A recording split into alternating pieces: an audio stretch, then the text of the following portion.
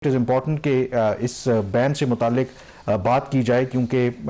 एक तो इम्पॉर्टेंटली ये जैसे मैंने कहा, अमेरिकी सदर ट्रंप वैसे ही आपको पता है कि वो इमिग्रेशन के ख़िलाफ़ हैं और वो कहते हैं कि ये जो गैर मुल्की अमेरिका में रहते हैं या आते हैं, इसकी वजह से अमेरिकियों को नुकसान हुआ है और अमेरिका के ये मफाद में नहीं है। और जब से वो सदर बने हैं या दूसरी टर्म के लिए आए हैं, तो वन आफ्टर दी अदर उन्होंने बहुत से ऐसे स्टेप्स लिए हैं। और ये जो उनका फैसला है, जो नई अब फहरिस्त जारी की गई है, ये कंटिन्यूएशन है। पिछले साल नवंबर में उन्होंने एक फैसला लिया था, यानी कि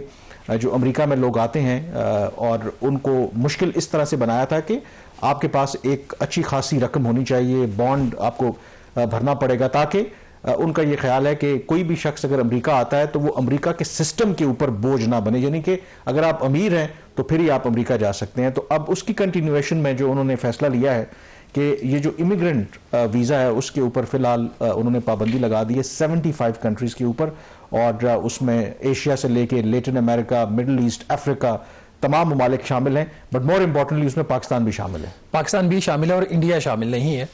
मुकम्मल कहानी जो है उस तरीके से कंप्लीट होती है। देखिए, सदर डोनाल्ड ट्रंप जो इस वक्त कर रहे हैं वो कोई नया नहीं कर रहे हैं। 2016 की भी उनकी जो पिछली टर्म थी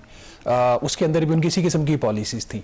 आपको पता है कि over period of time America के अंदर जो जॉब्स हैं वो आउटसोर्स हुई हैं। अमेरिकन अनएम्प्लॉयमेंट रेट ऊपर होता रहा है। फिर उसके बाद ये एक भी तोजी सामने आई कि अमेरिका ने अपने आप को बहुत ज़्यादा ओपन कर दिया है for the global trade, for immigrants. तो एक वन आफ्टर अनदर उन्होंने बहुत सारे ऐसे स्टेप्स लिए जिससे जो openness of their economy, trade, society, वो सारे उन्होंने रिवर्स करना शुरू कर दी। आज WTO का कोई नाम नहीं ले रहा, यूनिलैटरल डिसीजंस कर रहे हैं। आज यूनाइटेड नेशन सिक्योरिटी काउंसिल का कोई नाम नहीं ले रहा, वो पॉलिटिकल साइड पे भी यही कुछ कर रहे हैं। पर जो पाकिस्तान के लिए सरप्राइजिंग है, अभी तक इस फैसले से पहले जो गवर्नमेंट ऑफ पाकिस्तान और अमेरिका के जो रिलेशंस थे, पर्टिकुलरली ट्रंप एडमिनिस्ट्रेशन के, वो काफ़ी अच्छे थे। वो पब्लिकली कई दफ़ा पाकिस्तान को प्रेस कर चुके हैं जो पाकिस्तान ने लिमिटेड जंग जीती अगेंस्ट इंडिया। और बट ये फैसला, इसके आसपास एक और फैसला, अगर उन दोनों को आप जोड़ के देखें तो कोई कहानी समझ नहीं आ रही। आपको पता है कि ट्रंप की फैमिली का क्रिप्टो का बिजनेस है और इसी हफ्ते पाकिस्तान ने उनकी जो फैमिली से रिलेटेड एक कंपनी है क्रिप्टो की, उसके साथ उन्होंने मफाहमती याददाश्त 1 साल के लिए उस पर साइन किए हैं, जिसका मकसद ये है कि जो स्टेबल कॉइन है उस कंपनी का, बुनियादी तौर पर उसको पैक किया हुआ अमेरिकन करेंसी के साथ, उसको पाकिस्तान जो है वो उसको अडॉप्ट करने जा रहा है। ऑल्दो अभी हमारा जो लीगल रजीम है वो उसमें बहुत सारी चेंजेस चाहिए, बट इधर से हमने ये किया। और दूसरी साइड पे एक चीज़ ये भी ऐड कर लें कि इसी हफ्ते कंक्लूड हुई हैं जॉइंट जो काउंटर टेररिज्म एक्सरसाइजेज हैं पाकिस्तान और अमेरिकी अफवाज के दरमियान, पाकिस्तान में भी है। तो ओवरऑल एक तरफ ये चीज़ें हो रही हैं और दूसरी तरफ ये जो फैसला है, बट इसका जवाब हम ज़रूर लेंगे कि आखिर क्या ये पाकिस्तान स्पेसिफिक है, क्या ये पाकिस्तान की जो सिफारतकारी है उसकी नाकामी है या कोई और मसला। लेकिन सबसे पहले आई थिंक थोड़ी वजाहत होना बहुत ज़रूरी है। इसमें जो फैसला लिया गया है, जब वो बात करते हैं कि इमिग्रेंट वीज़ा क्या होता है, यानी कि आप अगर किसी और मुल्क में जाके आप वहाँ पर सकूनत इख्तियार करना चाहते हैं, यानी कि किसी भी मुल्क से अगर वो शहरी जो जाना चाहते हैं अमेरिका और अमेरिका में मुकम्मल रिहाइश इख्तियार करना चाहते हैं, तो उस वीज़ा के ऊपर फ़िलहाल के लिए उसको मुअत्तल कर दिया गया है। इसमें वजाहत की गई है अमेरिकी स्टेट डिपार्टमेंट की तरफ से कि उसमें जो नॉन इमिग्रेंट वीज़ा है, यानी कि अगर आप तालीम हासिल करने के लिए जाना चाहते हैं, सेहत के लिए जाना चाहते हैं, बिजनेसमैन है उसके लिए जाना चाहते हैं, तो और इवन स्किल्ड वर्कर हैं, एथलीट्स हैं, उसके ऊपर इस पाबंदी का इतलाक नहीं है। इनफैक्ट में जो स्टेट डिपार्टमेंट है उसने जब ये वजाहत जारी की तो उसमें उन्होंने बताया कि एग्जैक्टली उन्होंने कहा क्या है कि immigrant visa processing from these 75 countries will be paused while the State Department reassesses immigration processing procedures to prevent the entry of foreign nationals who would take welfare and public benefits। और इस सिलसिले में फिर बाकायदा तौर पर एक सिफारती मरासले के ज़रिए तमाम जो डिप्लोमेटिक मिशंस हैं अमेरिका के, खास करके इन 75 कंट्रीज़ में, उनको बाकायदा तौर पर आगाह किया गया है कि वो इस तरह की जो एप्लीकेशंस हैं उनके ऊपर वीज़ा जारी ना करें। अब ये भी वजाहत बहुत ज़रूरी है, यहाँ पर जो एम्बेसी है पाकिस्तान में US की, उन्होंने भी ये वजाहत जारी की है कि अगर आप इमिग्रेशन के लिए भी अप्लाई करना चाहते हैं तो उसके ऊपर अभी पाबंदी नहीं है, यानी कि आप अप्लाई कर सकते हैं, आपको इंटरव्यू के लिए भी कॉल आ सकती है, सिर्फ उसके ऊपर जो फैसला है वो पेंडिंग रहेगा जब तक ये बैन रहता है। तो वो जो प्रोसेस है वो अपनी जगह पे जारी रहेगा, फैसला उसके ऊपर कोई हतमी नहीं होगा। अब इसमें उन्होंने किया क्यों है, उसके लिए भी आई थिंक बताना बहुत ज़रूरी है, क्योंकि मौजूदा अमरीकी इंतज़ामिया का ये ख्याल है कि जब आप कोई भी शख्स अमेरिका से बाहर या इन मुल्कों से जाता है तो वहाँ पर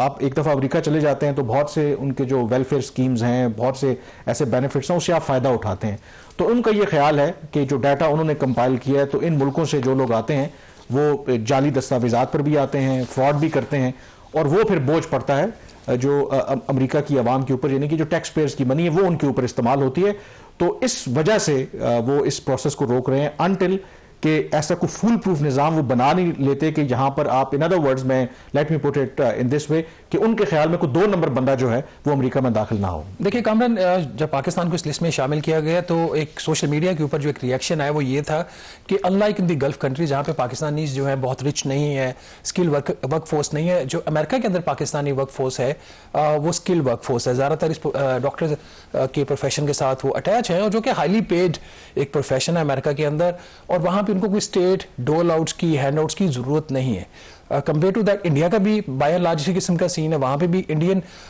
जो लॉबी है उनकी, वहाँ पे जो डायस्पोरा है वो भी फाइनेंशियली बेहतर है। So both countries are probably equal, लेकिन पाकिस्तान की इंक्लूजन ऑन द ग्राउंड्स के जी ये ज़्यादा बेनिफिट्स मांग रहे थे, it doesn't make sense until कि गवर्नमेंट ऑफ पाकिस्तान से बात करें, उनसे वो डाटा जो है वो उनको, क्योंकि अगर वो कह रहे हैं कि उनको लिस्ट में शामिल किया हुआ at the bottom, all the Pakistan उन टॉप कंट्रीज में शामिल नहीं है 75 में जिनको सबसे ज़्यादा बेनिफिट्स मिलते हैं, तो किया तो क्यों किया है? एक तो ये चीज़ इसके अंदर, दूसरा ये कि इसकी इम्प्लीकेशंस डेफिनेटली आएंगी। खुद जो अमेरिकन एक्सपर्ट्स हैं वो बता रहे हैं कि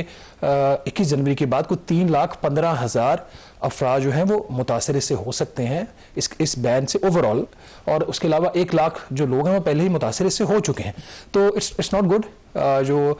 एक ग्लोबल विलेज की एक बात होती थी जिसमें बॉर्डर्स जो थे वो इरेलेवेंट हो गए थे, नेशन स्टेट्स का कॉन्सेप्ट वीक हो गया था, वो डोनाल्ड ट्रंप के आने के बाद वो काफ़ी ज़्यादा स्ट्रांग हो गया। इसमें 2 चीज़ें हैं। पाकिस्तान की अगर आप बात करें तो ये दफ्तर खारजा के तर्जुमान से भी सवाल हुआ है, और उन्होंने ये कहा है कि इस वक्त पाकिस्तान जो अमरीकी हुकाम है उनसे राब्ते में है, और नेचुरली होगा भी, और मज़ीद हम तफसील हासिल करने की कोशिश कर रहे हैं। और पाकिस्तान तो ये तवक्को कर रहा है कि ये जो बैन है ये टेम्प्रेरी है और बहुत जल्द ये बैन लिफ्ट हो जाएगा। अब दूसरा ये सवाल कि क्या ये पाकिस्तान की फॉरेन पॉलिसी का फेलियर है, एक लेजिटिमेट क्वेश्चन है, बट अगर आप फहरिस्त देखें इसमें, चलें इंडिया पे बाद में आते हैं, तो उसमें जो 75 कंट्रीज़ में बहुत से ऐसे ममालिक हैं जो मेरे ख्याल में जिनके पाकिस्तान से भी ज़्यादा बेहतर अमेरिका के साथ ताल्लुकात हैं। मसलन जॉर्डन का इसमें जिक्र, आपको पता है कि जॉर्डन तो बड़ा पुराना स्ट्रॉन्ग एलाय है अमेरिका का, बेसिस के अंदर वो करता है। इजिप्ट, इसके अलावा एंड मोर इम्पॉर्टेंटली ऐसा भी नहीं है कि उन मुल्कों पर ये पाबंदी लगाई गई उनके शहरियों के ऊपर कि जहाँ पर कोई मुआशी सूरत हाल को बहुत ज़्यादा ख़राब है। कुवैत, अब कुवैत का आपको पता है, कुवैत की जो पर कैपिटा इनकम है, यानी कि फी कस आमदन सालाना $60,000 अमेरिकी है। अब ये कुवैत पे क्यों बैन लगा, ये वहां पे भी लोग सवाल उठा रहे हैं। करेंसी अगर देखें दुनिया की one of the strongest currency, मैं वही कह रहा हूँ। फिर ब्राजील जो है part of the G20, again वो एक बड़ी स्ट्रॉन्ग इकोनॉमी है। यूराग्वे, तो इस तरह के जो ममालिक हैं, तो इससे एक क्वेश्चन रेज होता है कि आखिर ये फैसला उन्होंने किस तरीके से लिया है। तो मेरे ख्याल में एक उसमें बिल्कुल इसको इस पैराए में देखना कि बिल्कुल हमारी कोई फॉरेन पॉलिसी की नाकामी है, ये दुरुस्त नहीं है। इंडिया के केस में यस, कि आखिर क्योंकि सबसे ज़्यादा मेरे ख्याल में टॉप 3 कंट्रीज़ में आता है जो सबसे ज़्यादा अमेरिका में लोग लीगल भी और इलीगली भी वहाँ पे जो जाते हैं, और शुरू में जो क्रैकडाउन भी हुआ था उसमें जहाज़ भर भर के अमेरिका ने वापस इंडिया भेजे थे, और एक ऐसे मौके के ऊपर कि जब इंडिया के साथ इस वक्त ताल्लुकात अमेरिका के बिल्कुल भी अच्छे नहीं हैं, पाकिस्तान के साथ ताल्लुकात अच्छे हैं, तो इंडिया का इसमें नाम क्यों नहीं डला। तो उसमें मेरे ख्याल में यहाँ पर जो ओवरऑल ताल्लुकात बेशक ख़राब हों, लेकिन इंडिया की जो पेनिट्रेशन है with in the American system, आप स्टेट डिपार्टमेंट में चले जाएं, बाकी जितने जो इदारे हैं, आप देखेंगे कि इंडियन ओरिजिन के आपको वहां पर लोग बहुत मिलेंगे। तो कहीं ना कहीं शायद उसने एक एडमिनिस्ट्रेशन के अंदर भी हैं, और उनकी लॉबीज के अंदर उनका बड़ा स्ट्रॉन्ग पेनिट्रेशन है, पैसा भी इस्तेमाल करते हैं वो यूएस कांग्रेस के ऊपर। वो सारी चीज़ें बिल्कुल अपनी जगह पे हैं, लेकिन जिस तरीके से वहाँ पे इंडियन इन्फ्लुएंशियल पाकिस्तानीज भी हैं, लेकिन प्रॉब्लम एक ये है वहाँ पे समटाइम्स जब आप बाहर जाते हैं तो ये कॉमन कंप्लेन आपको मिलती है कि हमारे जो पाकिस्तानीज हैं वहाँ पे वो अपने ही लोगों के खिलाफ कंप्लेन कर रहे होते हैं। और अभी भी जो एक पॉलिटिकल चैलेंज है गवर्नमेंट को, उसमें सबसे ज़्यादा जो कंप्लेंट्स हो रही हैं हमारे डायस्पोरा से, वो वाशिंगटन में हो रही हैं। तो वो भी हुकूमत के लिए एक चैलेंज इसके लिए बना हुआ है। हैविंग सेड दैट, अच्छा फैसला नहीं है, क्योंकि जो कभी ग्लोबल विलेज की बात हो रही है वो ख़त्म होते हुए नज़र आ रही है, और अभी तो डोनाल्ड ट्रंप साहब का काफ़ी टेन्योर पड़ा हुआ है, तो इस किस्म के गालबन और भी फैसले जो है वो एक्सपेक्ट किए जा सकते हैं। और इसको एक और तरीके से भी देखने की ज़रूरत है कि वो ज़माना अब गया जब कि यूरोप में, मगरब में तरक्की हो रही थी, इंडस्ट्रियलाइजेशन का आगाज़ था और वहाँ पर उनको वर्क फोर्स चाहिए थी, और हमने देखा कि फिर तरक्की पजीर ममालिक से, पाकिस्तान से, बांग्लादेश, इंडिया, लोग वहाँ पर गए और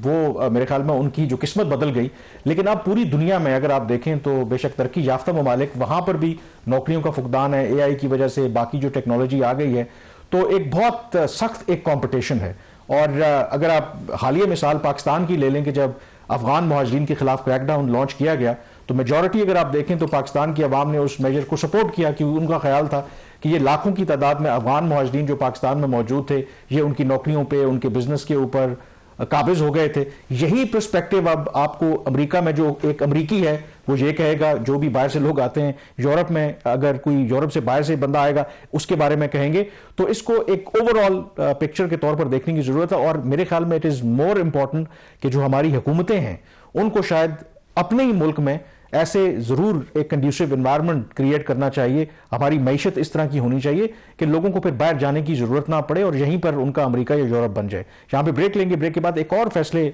से मुतालिक बात करेंगे जिसका जो अमेरिका ने लिया और जिसका असर पाकिस्तान पर पड़ेगा। ब्रेक के बाद इस पर बात करेंगे।